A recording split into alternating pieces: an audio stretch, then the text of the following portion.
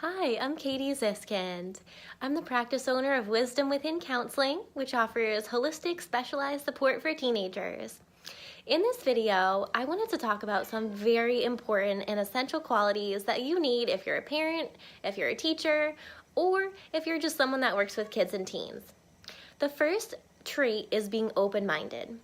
So be open-minded to new opportunities, be flexible in your thinking, because if you're rigid and you take your lesson plan or your agenda too seriously and you're too structured, it will take the fun out of it. So it's really important to always have an open mind and see changes as an opportunity to, go down a new path. So for instance, here's an example. I was using Model Magic Clay. It's one of my favorite things with kids and teens. It air dries. I highly recommend it for at home, for in the classroom, for art, and we ran out. So all these kids and teens were so excited to use it again the next week, but we didn't have it.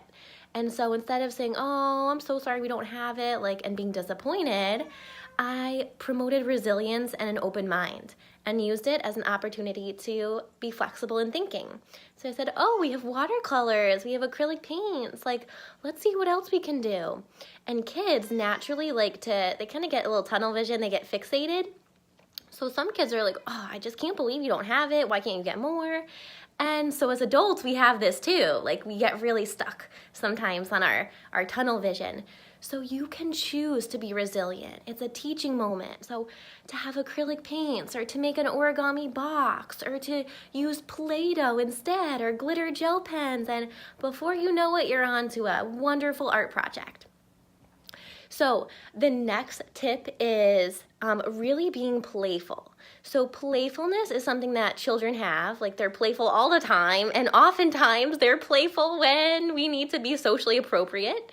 10-year-old boys love to joke about farting, and so there's that playfulness that kind of needs social learning to come along with it. So that social conditioning, kind of what's appropriate versus what's disrespectful, and boys in particular who have low self-esteem, adolescent boys, middle school boys, will remain socially awkward as their peers mature and develop. And that is where counseling comes into it.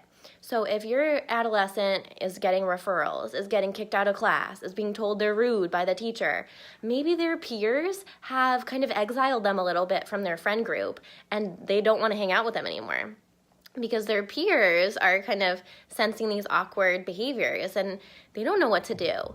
And so maybe your son is having some insecurity and some low self-confidence and low self-esteem, and rather than kind of rising to the occasion and acting appropriately and kind of sitting and listening and being a good student, they make these really inappropriate jokes, kind of rude jokes. So that would be a good reason to bring them into therapy and offer them a safe place to kind of let out those feelings and help them understand what's beneath kind of those negative behaviors. Because those behaviors will only continue and get worse if help is not provided, if interventions are not provided. And so one more really important trait is to be goal-oriented. Goals are measurable. So whether it's helping your teenager eat more lettuce and have a romaine salad, or whether it's teaching your teenager self-care regarding their phone at night, maybe it means you shutting off the internet at 10 p.m. And really having a firm boundary if you find them staying up late at night on their cell phone till 2 a.m. and having difficulty waking up in the morning. Being goal-oriented is huge because it's something positive that your whole family can feel better from. So it could be, my cat's going crazy right now. Goal-oriented thinking can look like this. So it might mean putting one weekly therapy session on the calendar for your teenager and committing to that for them. So even though you may have other children who are busy doing sports, maybe even learning to drive, trying to get them to cheerleading or dance classes, your child that is really struggling needs to be a priority in your life too, or their symptoms are going to get worse. They may start self-harming as a cry for help. Teenagers self-harm, it feels good in the moment, but it's very negative, so it can become an addiction for a teenager. Negative behaviors, dating negative people who don't respect them, making bad decisions about dating, making bad decisions about friends, vaping in the school bathroom, young adults who don't go to college classes. All of these are negative behaviors that are your teenagers, your young adults' way of asking for your help, of asking for a therapist, of asking for a safe place, of saying, I need somewhere to belong in the world. And this is especially true if their emotions are getting in the way of their academic work, getting in the way of their schoolwork, getting in the way of them being able to learn and think at school. So I would love, love, love to be the therapist to help your teenager or your young adult. I love working with anxious kids, kids who are very quiet, withdrawn, introverts. They come into my office and they feel so supported. They're chatting away.